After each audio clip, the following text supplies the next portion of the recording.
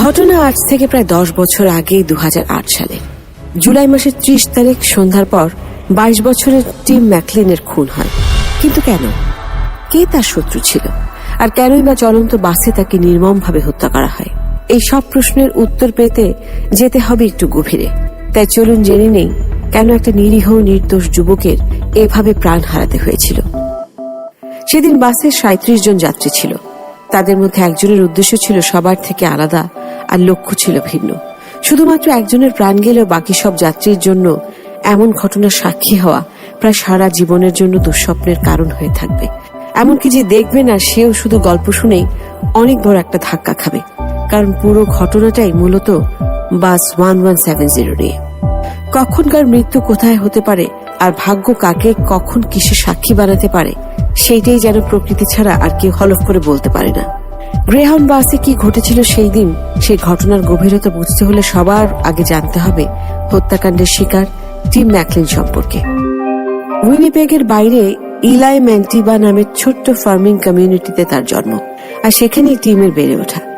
এটা এমন একটা জায়গা ছিল যেখানে বাচ্চাদের বিনোদনের উপায় তাদের নিজেদেরই খুঁজে বের করতে হতো। টিমের ছোটবেলার বন্ধু টিফানি জানায় যে প্রাণচঞ্চল টিম পরিচিত অপরিচিত সবার সাথে নিজ থেকে কথা বলতো।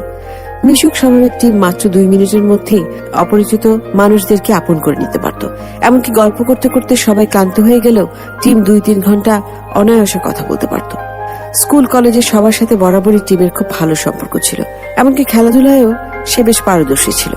নতুন কারোর সাথে পরিচয় হওয়া, তাদেরকে জানা, তাদের সাথে কথা বলা, নতুন জায়গায় যাওয়া, ঘোরাফেরা করা, এই সব কিছুতে বেশ আগ্রহ ছিল টিমের। নতুনকে জানার টিমের এই আগ্রহ তাকে ওয়েস্টার্ন কানাডা কার্নিভাল সার্কিটে নিয়ে আসে। আসলে টিফানি উইনিপেগ রিভার এক্সিবিশনে চাকরি পায়, আর খুব স্বাভাবিকভাবেই টিফানি চাকরি পাওয়ার পর টিমকে উইনিপেগ আসতে বলে, যাতে করে তারা একসাথে 2 বন্ধু মিলে পুরো শহর ঘুরে দেখতে পারে। তাছাড়া এমনিতেও টিম প্রায় তার বন্ধুদের নিয়ে বিভিন্ন জায়গায় ঘুরে বেড়াতে এবং বিভিন্ন জায়গায় এক্সপ্লোর করতে পছন্দ করত। বিশেষ করে কার্নিভালে যাওয়ার জন্য তার আলাদা গ্রুপই ছিল। টিম যেখানে ঘুরতে যেত সেখানকার পরিবেশ, প্রাকৃতিক সৌন্দর্য সবকিছু নিয়ে ভিডিও পোস্ট করতে খুব পছন্দ করত এবং সোশ্যাল মিডিয়ার সেক্টরগুলোতে এইসব ভিডিও প্রায় দেখা যেত। টিমের বাবা উইনিপেগে থাকতো, তাই এক পর্যায়ে সে তার বাবার সাথে থাকতে সেখানে চলে আসে। সেখানে টিমের বাবা টিমের সৎমাকে নিয়ে থাকতো। টিমের তেমন কোনো বড় স্বপ্ন ছিল না, কিন্তু ঘুরে বেড়াতে বিভিন্ন জায়গায় এক্সপ্লোর করতে সে খুব ভালোবাসত। তবে বিখ্যাত হওয়ার তার খুব ইচ্ছে ছিল। সে কখনো বলেনি সে কি করতে চায় এবং কেন বিখ্যাত হতে চায়। সে বলেছিল একদিন সে অনেক বড় হবে এবং সবাই তাকে চিনবে। ছোটখাটো পার্ট টাইম জব করত টিম, কেননা অনেক বেশি ধনী হওয়ার কিংবা অনেক বেশি বিত্তবান হওয়ার কোনো আকাঙ্ক্ষা টিমের ছিল না। অল্প কিছু আয় করতে যা পুরোটাই তার ঘোরাফেরায় ব্যয় করত সে। সামর্থ্য থাকলেও টিম শহরের সবচেয়ে সস্তা যাতায়াতের মাধ্যম গ্রেহাউন্ড বাসে চলাফেরা করতে স্বাচ্ছন্দ্য বোধ করত, কারণ তার কাছে মনে হতো যে সেভাবে করে সে অনেক মানুষকে চিনতে পারবে, জানতে পারবে, তাদের সাথে যোগাযোগ করতে পারবে, কথা বলতে পারবে। আর কেন জানি এই ছোট ছোট বিষয়গুলোকেই সে খুব বেশি প্রাধান্য দিত। এত জায়গা ঘোরার পর 22 বছরের টিমের মনে হলো ব্রিটিশ কলম্বিয়াতে সে ফাইনালি থাকতে চায়। তবে সেখানে যাওয়ার পরিকল্পনা করার সময় আদৌ টিম জানতো না যে ভবিষ্যতে তার জন্য কি অপেক্ষা করছিল। 2008 সালের জুলাই মাসের শেষের দিকে টিম এডমন্টনের ক্লোন্ডাইক ডেইজ এক্সিবিশনে কাজ করছিল। এর মধ্যে টিম সিদ্ধান্ত নিল যে সে উইনিপেগে তার বাসায় যাবে, আর সেখান থেকে যত দ্রুত সম্ভব সে ব্রিটিশ কলম্বিয়া যাওয়ার প্রস্তুতি নেবে। তার এই সিদ্ধান্ত সম্পর্কে জেনে তার বন্ধুরা যখন তাকে প্লেনের টিকিট কেটে বিমানে যাওয়ার কথা বলে, তখন সে তাদেরকে জানায় যে সে এডমন্ট থেকে উইনিপেগে যাওয়ার জন্য গ্রেহাউন্ড বাস ধরতে চায়। ঠিক যেমন কথা তেমন কাজ, গ্রেহাউন্ড বাসে সে তার যাত্রা শুরু করলো। 30 জুলাই এডমন্টনে মধ্যরাতে গ্রেহাউন্ড বাস কাউন্টার থেকে বাস নাম্বার 1170 উইনিপেগের উদ্দেশ্যে 37 জন যাত্রী নিয়ে ছেড়ে দেয়। এডমন্টন থেকে উইনিপেগের দূরত্ব ছিল প্রায় 24 ঘন্টার, অর্থাৎ একদিন। কিন্তু পথিমধ্যে এমন কিছুর মুখোমুখি হতে হয়েছিল টিমকে যে সে আর কখনোই তার নিজের বাসা উইনিপেগে পৌঁছতে পারেনি। মধ্যরাতে রওনা হওয়া বাস কলম্বিয়া যাওয়ার পথে রাস্তায় বিরতি নেয়, আর সেই বিরতিতে যা হয় তা সেই 1170 বাসের কোনো যাত্রী কোনো দিন ভুলতে পারবে না। আসলে বেশ কিছুদিন এডমন্টন থাকার পর টিম তার পরিবারের কাছে যাওয়ার সিদ্ধান্ত নিয়েছিল, কারণ তার পরিবারের সবাইকে অনেক মনে পড়ছিল। সে ভেবেছিল ব্রিটিশ কলম্বিয়া যাওয়ার আগে পরিবারের সবার সাথে সময় কাটাবে। কিন্তু কে জানতো টিমের ভবিষ্যৎ এমন একজনের হাতে ছিল যার সাথে টিম আগে কখনো দেখা করেনি, এমনকি কখনো কথাও বলেনি। সে আগন্তুকের নাম ছিল ভিনসেন্ট লি। পথিমধ্যে গাড়ি থামার পর ভিনসেন্ট লির সাথে টিমের দেখা হওয়ার বিষয়টা কাকতালীয় হলেও একটা সাক্ষাৎ তাদের দুজনের জীবন পরিবর্তন করার জন্যই যথেষ্ট ছিল। এই আগন্তুককে ডক্টর স্ট্যানলি ছাড়া কেউই ভালোভাবে চিনতেন না বা জানতেন না। ম্যানিটোবাস চিফ ফরেন্সিক সাইকিয়াট্রিস্ট ডক্টর স্ট্যানলির মতে সেদিন টিমের সাথে যা ঘটেছিল সেটা সম্পূর্ণই দুর্ভাগ্যবশত ঘটে যাওয়া একটা ঘটনা ছিল। তবে ঘটনার পর ভিনসেন্ট লির মুখ থেকে ঘটনার শুরু থেকে শেষ পর্যন্ত যা যেভাবে হয়েছিল সেগুলোকে তার ভাষায় ব্যাখ্যা করতে সাহায্য করেছিল ডক্টর ইয়ারন। ভিনসেন্ট লি তার বিবৃতিতে জানায় 2008 সালে তার স্ত্রীকে নিয়ে সে কানাডা চলে আসে। স্বামী স্ত্রী দুজন মিলে উইনিপেগেই থাকতো। সেখানে একটা চার্চে চাকরি নেয় সে, আর সেখানে সে খ্রিস্টান ধর্ম গ্রহণ করে। ভিনসেন্ট লি আরো জানায় তার সাথে তার স্ত্রীর প্রায় ঝগড়া হতো, আর বেশিরভাগ সময় তারা এক বিষয়ে অমত পোষণ করত। ছোট বড় সব বিষয়ে ঝগড়াগুলো একসময় এত বড় হয়ে যায় যার ফলে দুজনকে আলাদা হয়ে যেতে হয়। যদিও ভিনসেন্ট লি কম্পিউটার সায়েন্সে চাইনিজ ডিগ্রি নিয়ে পড়াশোনা করেছিলেন এবং বেশ উচ্চ শিক্ষিত ছিলেন, কিন্তু খুব আশ্চর্যজনকভাবে কানাডাতে থাকা অবস্থায় তিনি অনেকগুলো নিম্নমানের চাকরি করেছেন। ইতিমধ্যে এডমন্টনে খবরের কাগজ বিলি করার চাকরিও করেছে সে, কিন্তু শেষ পর্যন্ত সব ঠিক ছিল। তবে 2005 সালে তার সংগ্রাম মুখর জীবন আরো কঠিন হয়ে পড়ে যখন তার স্কিজোফ্রেনিয়া রোগ ধরা পড়ে। আর সেই রোগ সম্পর্কে জানার পরও কোনো চিকিৎসা না করে আগের মতন জীবনযাপন করতে থাকে। তবে তার আশেপাশে পাড়ার প্রতিবেশীরা তাকে আগের মতো স্বাভাবিকভাবে নিতে পারে না। ডক্টর রিয়ালান স্ট্যানলির মতে সে সবার সাথে স্বাভাবিক কথোপকথন আলাপ আলোচনায় অংশগ্রহণ করার মতো যোগ্য ছিল না। বেশিরভাগ সময় সে তার কথা তালগোল পাকিয়ে ফেলত, নাহলে এমন গুরুত্বপূর্ণ কিছু ভুলে যেত যেটা তার মনে রাখা আবশ্যক ছিল। একটা বিষয়ে কথা বলতে বলতে হঠাৎ এমন একটা বিষয় টেনে নিয়ে আসতো যেটা হয়তো সেখানে আরো যারা ছিল তাদের কাছে বোধগম্য হতো না বা গ্রহণযোগ্য হতো না। যখন তার রোগ ধরা পড়ে তখন ডক্টর ইয়ারনের সাথে তার সাক্ষাৎ হয়। ভিনসেন্ট লি তাকে জানায় যে প্রায় সময় তার কানে এক ধরনের আওয়াজ সে শুনতে পায়। অবিশ্বাস্য হলেও তার ধারণা এটা স্রষ্টার নিজের কণ্ঠ। সে মনে করে স্রষ্টা তাকে খারাপ মানুষ থেকে বিরত থাকার জন্য, দূরে থাকার জন্য সাবধান করছেন, আর তাদের থেকে নিজেকে রক্ষা করার জন্য কি করতে হবে সেটার আদেশ দিচ্ছেন। এসব অদ্ভুত কিছু চিন্তা মাথায় নিয়ে সে কয়েকটা ব্যাগ হাতে ল্যাপটপ নিয়ে গ্রেহাউন্ড বাসে যাত্রা শুরু করে। টিম আর আগন্তুক ভিনসেন্ট লি একই সময় একই বাসে ভ্রমণ করছিল। তবে এখানে বলে রাখা ভালো যে আগন্তুকের কাছে কয়েকটা ব্যাগে তার প্রয়োজনীয় যাবতীয় জিনিসপত্র ছাড়া একটা ধারালো ছুরিও ছিল। আর এই সব কিছু নিয়ে সে চুপচাপ বাসের ভেতরে গিয়ে তার সিটে বসে পড়ে। তবে যখন সে বাসে ঢুকছিল তার চলাফেরা, তার হাবভাব এবং রাতের বেলা সানগ্লাস পরে থাকার বিষয়টা কেন জানি অনেকের কাছেই একটু দৃষ্টিকটু লাগছিল। টিমার আগন্তুক দুজনের যদি একই বাসে কারোর সাথে কারো দেখা না করে তাদের গন্তব্যস্থল পর্যন্ত যেতে পারত, তাহলে হয়তো পরিণতি এতটা ভয়াবহ কখনোই হতো না। কিন্তু যা ঘটার কথা ছিল তা হয়তো আগে থেকে ভাগ্যে লেখা ছিল। এডমন্টন থেকে বাস ছাড়লে এরিকসন ম্যান্টিবো পৌঁছতে 18 ঘন্টা সময় লাগার কথা, আর এই জায়গাটায় বাস কিছুক্ষণের জন্য থামে। এতই কম সময়ের জন্য থামে যে সময়টুকু কয়েকজন যাত্রীর ওঠানামার জন্য যথেষ্ট। ভিনসেন্ট লি এরিকসনের বাস থামার পর বাস থেকে নেমে একটা বেঞ্চে বসে থাকে। সে জানায় সেই সময় তার স্রষ্টা তাকে এরিকসনের বাস থেকে নামতে আদেশ করেছিল। বসে থাকা অবস্থায় তার সামনে দিয়ে একটা পিক আপ ট্রাক অনেক আস্তে আস্তে করে তার সামনে দিয়ে পার হয়। কেন জানি ঠিক সেই মুহূর্তে সে তার ব্যাগ থেকে ধারালো ছুরিটা বের করে হাতে নেয়। এরিকসন খুব ছোট একটা শহর যেখানে মানুষের ভিড় খুব একটা থাকে না। তবে সেদিন 15 বছরের ড্যারেন গাড়ি পরিষ্কার করতে করতে আগন্তুককে দেখতে পায়। আগন্তুক সে সময় একটা মুদি দোকানের পাশে রাখা একটা বেঞ্চে বসে আকাশের দিকে তাকিয়েছিল। কিছুক্ষণের মধ্যে সে তার ব্যাগ থেকে ল্যাপটপ বের করে ল্যাপটপে একটা কাগজে লিখে বিক্রির জন্য এবং $600 লিখে রাখে। তারপর সে ল্যাপটপটা রাস্তার পাশে তার বেঞ্চের সামনে বিক্রির জন্য রেখে দেয়। ড্যারেন ল্যাপটপটা দেখে সেটা কিনতে চায়, তবে সে আগন্তুককে জানায় তার কাছে এত টাকা হবে না। তখন আগন্তুক তাকে প্রশ্ন করে সে কত টাকা দিতে পারবে। তখন ড্যারেন বলে সে মাত্র $60 দিতে পারবে। আগন্তুক রাজি হয়ে যায় এবং তারা একসঙ্গে হাত মিলায়। তারপর আগন্তুক গ্রেহাউন্ড বাসে উঠে যায় এবং সামনের সিটে বসে। তবে ততক্ষণে প্রায় 18 ঘন্টা জার্নি করে গ্রেহাউন্ড বাসের সব যাত্রী প্রায় নিস্তেজ হয়ে পড়েছিল, আর বেশিরভাগ যাত্রী ঘুমোচ্ছিল। এমনকি পেছন থেকে দ্বিতীয় সিটে জানালার পাশে বসে থাকা টিমও বেশ ক্লান্ত হয়ে গভীর ঘুমে আচ্ছন্ন ছিল। কেইলিশা আগন্তুক এবং টিমের মাঝামাঝি একটা সিটে বসেছিল। সে জানায় যে প্রথম 18 ঘন্টা যাত্রায় কোনো রকম বাধা বিপত্তি ছিল না এবং খুব আরামদায়ক একটা যাত্রা ছিল। বাস ভর্তি যাত্রী ছিল বলে সেদিন বাসের ভিতরে সবার খুব গরম লাগছিল। আরামদায়ক হলে লম্বা এই যাত্রার সময় পার করতে কেলি তার কানে হেডফোন দিয়ে MP3 প্লেয়ারে গান শুনছিল। এদিকে আরেকজন যাত্রী Steven Allison North East Territory থেকে তার স্ত্রীর সাথে উইনিপেগে দিয়ে যাচ্ছিল। স্টিভেন জানে এডমন্ড থেকে বাসে ওঠার পরপরই তার মন বলছিল হয়তো একটা খারাপ কিছু হতে চলেছে। তার কাছে পুরো পরিবেশটাই কেমন যেন অদ্ভুত লাগছিল।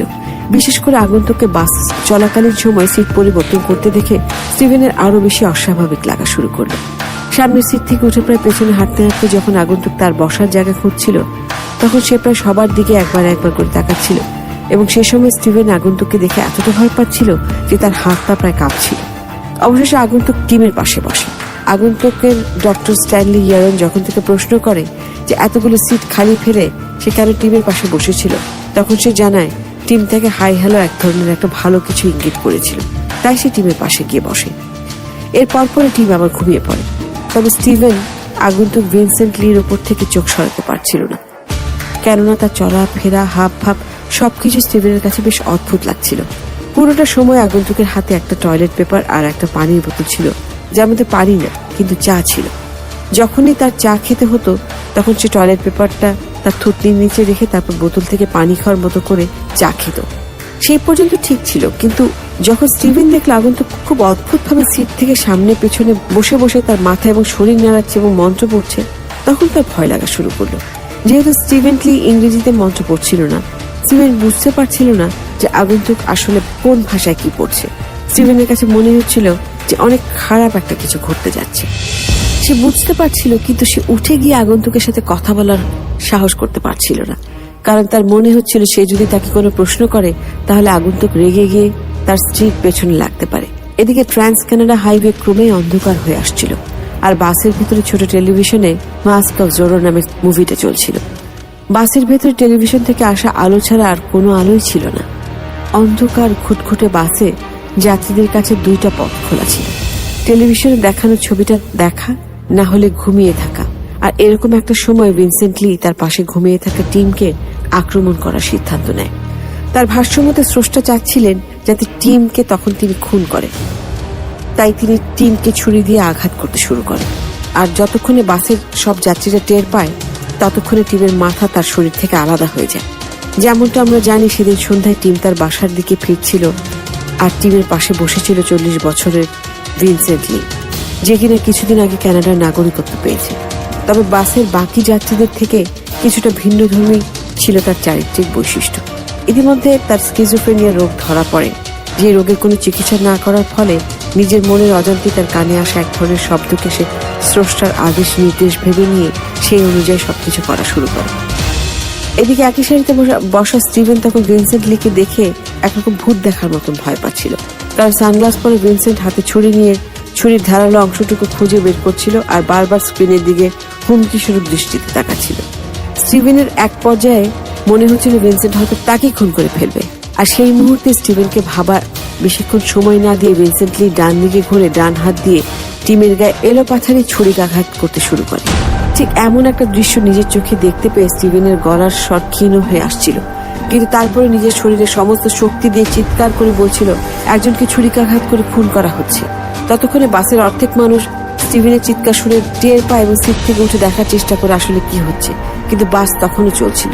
ক্রমে মোটামুটি সব যাত্রীরা টের পায় এবং তারা বাস থামাতে সক্ষম হয়। তবে এসব কিছুর মধ্যে সবচেয়ে ভয়ঙ্কর ছিল টিমের ছুরির আঘাত থেকে পাওয়ার যন্ত্রণায় অঝরে চিৎকার করতে থাকা আর বাঁচার জন্য তার আকুতি করা। বাস থেমে গিয়েছিল, টিমের আশেপাশে সিট থেকে সবাই এসে টিমের উপর ভিনসেন্টের আক্রমণ থামানোর চেষ্টা করছিল, কিন্তু ভিনসেন্ট লিকে কোনোভাবেই থামানো সম্ভব হচ্ছিল না। এবং ততক্ষণে টিমের উপর ভিনসেন্ট লি প্রায় 50 থেকে 60 বারের মতো ছুরি দিয়ে আঘাত করে ফেলেছিল। বাসের টিম ছাড়া আরো 36 জন যাত্রী ছিল, কিন্তু আগন্তুক ভিনসেন্ট লির হাত থেকে টিমকে কেউ বাঁচাতে পারেনি। আর এতগুলো প্রবল ছুরিকাঘাতের পর টিমের বেঁচে যাওয়ার সম্ভাবনাও ছিল না কোনো। স্টিভেন তার স্ত্রী এবং বাস যাত্রীদের বাস থেকে নিচে নামতে সাহায্য করে, তবে বাস থেকে নামার সময় প্রত্যেকে টিমকে আঘাত করা অবস্থায় রক্তাক্ত অবস্থায় দেখে নামছিল এবং এত জোরে জোরে আঘাত করার শব্দ হচ্ছিল যে সেটা শুনে প্রায় প্রত্যেকে চিৎকার করে কান্না করছিল। যেখানে গ্রেহাউন্ড বাস থামানো হয় সেখান থেকে পেছনে পেছনে আরেকটা বাস সেটা লক্ষ্য করে এবং পেছনে আসে। সেই বাস থেকে বাস ড্রাইভার নেমে গ্রেহাউন্ড বাসের কাছে এগিয়ে আসে। তারপর বাস থেকে নেমে আসা যাত্রীদের মধ্যে একজনকে জিজ্ঞেস করে কি হয়েছে। তখন বাস যাত্রী জানায় যে একজনকে ছুরিকাঘাত করে খুন করা হচ্ছে। সেই বাস ড্রাইভার যখন ভিনসেন্ট লিকে হাতে রক্তাক্ত ছুরি নিয়ে বাস থেকে নামতে দেখে, তখন সে ভিনসেন্ট লিকে অনুভূতিহীন, নিঃশব্দ, নির্বাক পাথরের রূপে দেখতে পায়। ভিনসেন্ট লি টিমের সামনে হাঁটু গড়ে বসে মাথা নিচু করে রাখে, আর তখনই সবাই দেখতে পায় যে ইতিমধ্যে টিমের মাথা তার শরীর থেকে আলাদা। আর ভিনসেন্ট লির এক হাতেই ছিল রক্ত ভেজা ছুরি, আরেক হাতে ছিল চুলের মুঠিতে ধরা টিমের মাথা। এই ভয়াবহ দৃশ্য দেখে বাসের যাত্রীরা ভয়ে কাঁপছিল, আর বাস ড্রাইভারের উপর সে সময় তারা নির্ভর করেছিল। বাস ড্রাইভারের তখন মনে হচ্ছিল নিরীহ প্রাণটাকে বাঁচাতে না পারলেও লিয়ের মতো খুনিকে সে সেখান থেকে কিছুতেই পালিয়ে বের হয়ে যেতে দেবে না। বাস থেকে চুপচাপ বের হয়ে হাতে টিমের মাথা নিয়ে যখন সে বাকি যাত্রীদের দিকে অগ্রসর হচ্ছিল, তখন কাইলিশা সামনে এসে দাঁড়িয়েছিল। ভিনসেন্টের ভাবমূর্তি দেখে তার মনে হচ্ছিল যে টিমের গলা কাটা মাথাটা সে এমন ভাবে হাতে নিয়ে হাঁটছিল, যেটা দেখে মনে হচ্ছিল সে কোনো পুরস্কার অর্জন করেছে। বাসের এপাশ থেকে ওপাশে ভিনসেন্ট লি টিমের মাথা নিয়ে পায়চারি করতে থাকে, তবে কারোর সাথে কোনো কথা বলে না, কিংবা তার মুখেও কোনো রকম রাগ, ক্ষোভ, অনুতপ্ত বোধ কিংবা কোনো অনুভূতির বিচরণ দেখা যায় না। বাসের কাঁচের জানলাগুলো খোলা থাকার কারণে বাসের ভেতরে কি হচ্ছিল তা বাসের বাইরে থেকে সবাই তাকিয়ে দেখছিল এবং কখন লি বাস থেকে বের হবে সেটার অপেক্ষা করছিল। কিন্তু খুন করার পর নিজের হাতে বেশ গর্বের সাথে শিকারের ধর হাতে নিয়ে আসার দৃশ্য দেখার জন্য হয়তো কেউই প্রস্তুত ছিল না।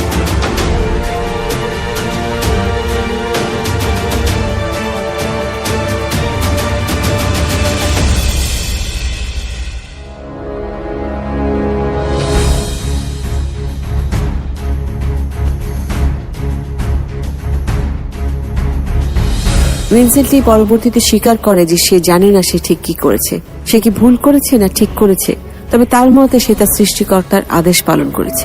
কিন্তু যেহেতু সে তার নিজের হাত দিয়ে খুন করেছে, তাহলে অবশ্যই তার শাস্তি মৃত্যুদণ্ড হওয়া উচিত। সে জানায় তার সৃষ্টিকর্তা তাকে বলেছিল টিমের দেহ যত দ্রুত সম্ভব সেখান থেকে সরিয়ে অনেক দূরে কোথাও নিশ্চিহ্ন করার ব্যবস্থা করতে, তা না হলে টিম জীবিত হয়ে ভিনসেন্ট লিকে আক্রমণ করতে আসতে পারে। তাই শরীর থেকে মাথা আলাদা করার পরও তাকে নিশ্চিহ্ন করার জন্য সে টিমের মৃতদেহ টেনে বাস থেকে নামিয়ে নিচে গিয়ে সেখানে বড় একটা কেচি দিয়ে সে টিমের শরীরের বিভিন্ন অংশ ক্ষতবিক্ষত করে তার শরীরের মাংস খেয়ে তাকে নিশ্চিহ্ন করে ফেলার চেষ্টা করে। ইতিমধ্যে সেই জায়গায় কয়েক জায়গা থেকে পুলিশ এবং পুলিশের দল এসে হাজির হয়, কিন্তু প্রায় 4 ঘন্টা পর্যন্ত তারা ভিনসেন্ট লিকে কিছুই বলে না এবং তাকে থামানোর চেষ্টা করে না। বলা যেতে পারে তারাও রীতিমতো ভিনসেন্ট লিকে দেখে ভয় পেয়ে যায়। বাস থেকে একটু দূরে পেছনের দিকে টিমের মৃতদেহকে ব্যবচ্ছেদ করে এবং তার শরীরের বিভিন্ন অংশে ছোট ছোট করে বস্তায় ভরে ঘুরছিল ভিনসেন্ট লি, আর যতটুকু পারছিল খেয়ে ফেলে টিমকে একেবারে নিশ্চিহ্ন করার আপ্রাণ চেষ্টা করছিল। ভয়ঙ্কর এই দৃশ্য দেখে পুলিশ চাইলে তখনই তাকে গুলি করে ঘটনা থেকে সেখানে শেষ করে দিতে পারত, কিন্তু তারা তাদের প্রশ্নের উত্তর পাওয়ার জন্য ভিনসেন্ট লিকে বাঁচিয়ে রাখে এবং অপেক্ষা করে কখনই বর্বর নির্যাতন এবং আক্রমণ শেষ হবে। আর বেশ কয়েক ঘন্টা পর যখনই অপেক্ষার প্রহর শেষ হয়, তখন সকাল হয়ে গেছে, আর টিমের মৃতদেহের বিভিন্ন অংশ ছড়ানো ছিটানো অবস্থায় বাসের আশেপাশে পাওয়া যায়। এই ঘটনাটা সেদিন কানাডা ও কানাডার বাইরে ইউএসএতে এবং সারা বিশ্বে খবরের কাগজের হেডলাইনে পরিণত হয়। পরবর্তী 24 ঘন্টা টিমের পরিচয় জানানোর চেষ্টা করা হয় এবং পুলিশ পুরো দমে খোঁজ চালিয়ে যায়। বাকি সবার মতো টিমের বাবা মা খবরের কাগজে এই ঘটনা সম্পর্কে জানতে পারে, কিন্তু তারা ধারণা করতে পারে না যে এটা আর কেউ না, তাদেরই নিজের ছেলে। প্রতিদিনের মতো টিমের মা তাদের পরিবারের সবার জন্য রাতের খাবার রান্না করে এবং টিমের জন্য আলাদাভাবে তার পছন্দের খাবার রান্না করে, কারণ তার ধারণা টিম তখনও এডমন্টন থেকে রওনা হয়নি, বা হলে অন্য কোনো বাস বা অন্য কোনো মাধ্যমে আসছে। যদিও একসাথে টেবিলে বসে খাবার খেতে খেতে তারা টিমের ঘটনা যেভাবে ভিডিওতে খবরে দেখাচ্ছিল সেটা দেখছিল এবং টেলিভিশন যখন বলছিল যে তারা সবাই এই তরুণ যুবকের পরিবারের জন্য দোয়া করছে এবং যুবকের আত্মার শান্তি কামনা করছে, তখন টিমের পরিবারের সবাই সে সময় টিমের জন্য দোয়া করে। কিন্তু তারা মনে করে যে এটা অন্য কোনো পরিবারের অন্য কোনো একটা ছেলে। তাদের খারাপ লাগে ঠিকই, কিন্তু তারা কল্পনাও করতে পারে না যে সেই তরুণ যুবক আর কারো না, তাদের ঘরের ছেলে টিম। টিমের বাবা সেদিন রাতের বেলা খাবারের টেবিলে বসে টিমের জন্য অনেকক্ষণ অপেক্ষা করে, কিন্তু টিম আর আসে না। টিমের জন্য টিমের পছন্দের ফ্রাইড চিকেন বাকেট সাথে করে নিয়ে আসে, কিন্তু বাসায় এসে দেখে টিমের বন্ধুরা টিমের বাবার জন্য অপেক্ষা করছে। তারা টিমের বাবাকে জিজ্ঞেস করে যে সে আদৌ জানে কিনা টিম এখন কোথায় আছে বা তার কি অবস্থা। টিমের বাবা খুব স্বাভাবিকভাবেই বলে এখন কোথায় আছে সেটা জানি না, কিন্তু সে খুব দ্রুতই বাসায় চলে আসবে এটা জানি।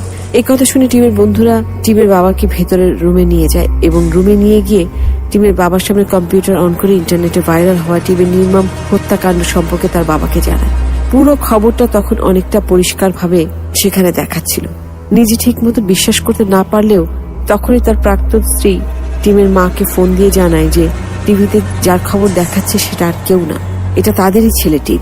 এটা শোনা মাত্রই টিমের মা চিৎকার করে পাগলামি করতে শুরু করে এবং টিমের বাবাকে ফোনে এমন খারাপ কিছু কল্পনা করতে বারণ করে এবং তার বিশ্বাস টিমের কিছু হয়নি, টিম বাড়ি ফিরবে।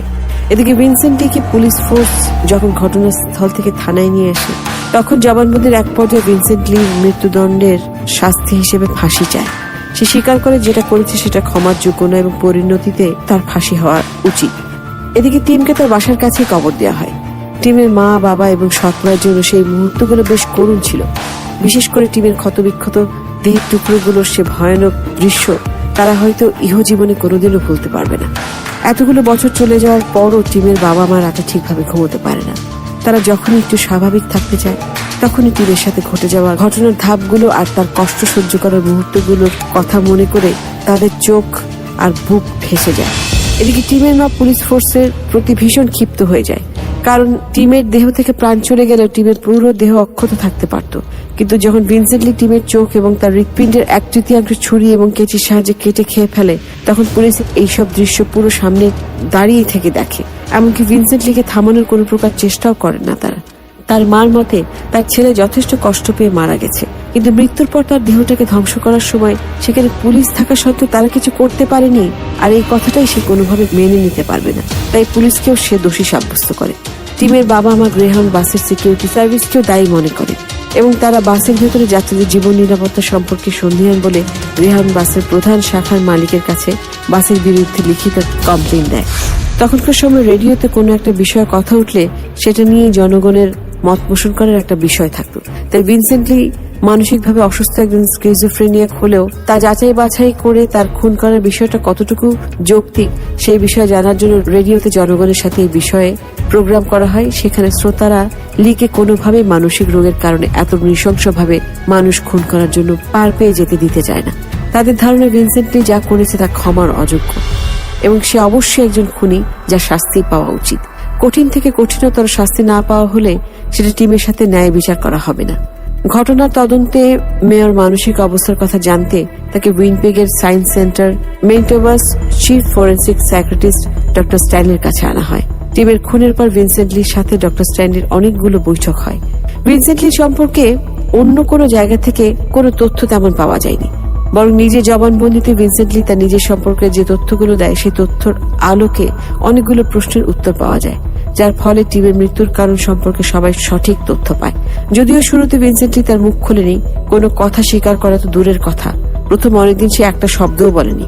কিন্তু পরে যখন তাকে বারবার সাইকিয়াট্রিস্টের কাছে নেওয়া হলো এবং প্রত্যেকটা সাক্ষাতে তাকে তার রোগের চিকিৎসা করা শুরু করা হলো, তখন সে আস্তে আস্তে শুরু থেকে শেষ পর্যন্ত প্রত্যেকটা ঘটনা ধাপে ধাপে বলতে থাকে। সে স্বীকার করে যে তার কানে আসা বিভিন্ন ধরনের আওয়াজে সে প্রলুব্ধ হয়ে টিমকে এত নির্মমভাবে খুন করে। সে বলে যে শয়তানের ছেলে শয়তান, তাই তার শাস্তির ফাঁসি হওয়া উচিত।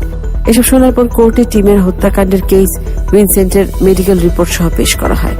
কানাডার আদালতে ভিনসেন্টের শাস্তি মওকুফ করা হয়, কিন্তু এটা জানতে পেরে ভিনসেন্ট লি প্রচন্ড রেগে যায়। সে বারবার বলতে থাকে যাতে তাকে অবশ্যই ফাঁসি দেওয়া হয়, কারণ তার মতে তার কানে তার স্রষ্টা তাকে বলছে যে সে পাপ করেছে এবং তার জন্য তার ফাঁসি একমাত্র শাস্তি। তার মানসিক অবস্থার জন্য তাকে খুন করার শাস্তি মৃত্যুদণ্ড না দেওয়া হলেও মানসিক চিকিৎসার জন্য হাসপাতালে ভর্তি করা হয়। কিন্তু এই সিদ্ধান্ত টিমের পরিবার এবং জনগণ একদমই মেনে নিতে পারে না। কিন্তু ভিনসেন্টের doctor Stanley psychiatrist medical report দেখে যে সিদ্ধান্ত নেয় সে সিদ্ধান্তের সাথে কোর্ট একমত পোষণ করে, আর এভাবেই তার চিকিৎসার থেরাপি চলতে থাকে। 22 বছরের টিমের অকাল মৃত্যু আর তার পরিবারের সারা জীবনের ভোগান্তি, যার কারণে এই ঘটনা ঘটলো বা এই খুনটা হলো, তাকে সেই ক্ষতির কোনো মাসুল দিতে হলো না, বরং সেদিন সে ঘটনার কারণে যারা তাদের জীবনের সবচেয়ে ভয়ঙ্কর কিছু সাক্ষী হয়েছে তাদের জীবনের পুরো রং বদলে গেল। স্টিভেন একজন অনার্সের ছাত্র ছিল, কিন্তু এখন সে ক্লাসে গিয়ে আগের মতো পড়াশোনা করতে পারে না। সে বাসে যাতায়াত করতে ভয় পায়, এমনকি অপরিচিত কারোর সাথে কথা বলতে ভয় পায়। আগের মতো সে মানুষের সাথে মিশতে পারে না। আর এদিকে নিশা নামের মেয়েটা যে অনেক শক্ত মানসিকতা ছিল, সেও ছিল সেই বাসের যাত্রী। সেই রাতের পর থেকে প্রতি রাতেই সে ভিনসেন্ট লিকে টিমের মাথা হাতে নিয়ে হাঁটার স্বপ্ন দেখে এবং তার কাছে মনে হয় ভিনসেন্ট লি তার দিকে এগিয়ে আসছে, এবং এভাবে করে রাতের পর রাত তার ঘুম নষ্ট হয় এবং সে এখনো একটা আতঙ্কের মধ্যে দিন কাটাচ্ছে। আর এদিকে গ্রেহাউন্ড বাসের ড্রাইভার তার চাকরি ছেড়ে দেয়। সে জানায় সে আর কখনো বাস চালাতে পারবে না, কারণ অনেক বছর পরেও সে ভিড়ের মধ্যে থাকতে ভয় পায়। তার কাছে মনে হয় এখনো ভিড়ের মধ্যে এরকম একজন উন্মাদ প্রকৃতির কেউ তার সামনে ধরা দিতে পারে, আর সে কোনোদিনই সেরকম ঘটনার মুখোমুখি হতে চায় না। আসলে প্রত্যেকটা বাস যাত্রীর জন্য সেদিনের ঘটনাটা একটা দুঃস্বপ্নের মতো হয়েই থাকবে। হয়তো কেউই কোনোদিন আর ভুলতে পারবে না সেই ঘটনা। আর এদিকে টিমের বাবা এবং তার সৎ মায়ের মনে সবচেয়ে বড় কষ্ট এটাই যে মৃত টিমকে তারা তার হাত ধরে বা মাথায় হাত বুলিয়ে একবার বিদায় জানাতে পারেনি। টিমের সৎ মা একবার হাসপাতালে যে খোঁজ নেয় যে এমন কোনো মাধ্যম আছে কিনা যার মাধ্যমে টিমকে একবার স্পর্শ করে শেষবারের মতো তাকে বিদায় দেওয়া যাবে, কিন্তু সেখান থেকেও তাকে জানানো হয় যে এমন কিছু এখন আর সম্ভব না। আসলে মায়ের মন কোনোভাবেই এই ঘটনার করুণ পরিণতি মেনে নিতে পারছিল না। হঠাৎ করে সুন্দর, সচ্ছল আর হাসি খুশি একটা পরিবারে অন্ধকার নেমে আসে। হয়তো গল্পটা শোনার পর বাসে যাতায়াত করতে যাওয়া প্রত্যেকে একবার করে আগন্তুকের সাথে কথা বলার আগে ভেবে দেখতে, আর ভাবাটাই স্বাভাবিক। তার মৃত্যু কখন আসে আর জীবন কখন কাকে কোথায় নিয়ে যায় তা কেউ বলতে পারে না।